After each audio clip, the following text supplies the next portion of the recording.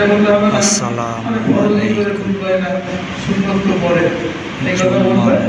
শুভরাত্রি। আলহামদুলিল্লাহ, ঈশারের নামাজ শেষ করে কুরআনে পাকের তাফসীর শুনতেছি।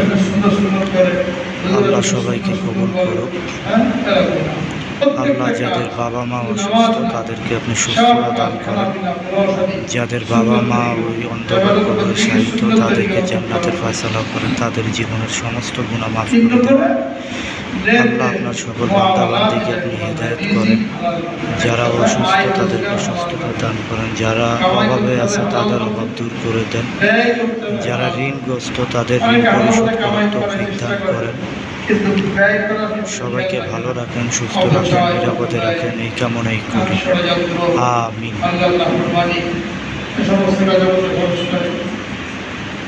আয় রোজগার হালাল রাখা।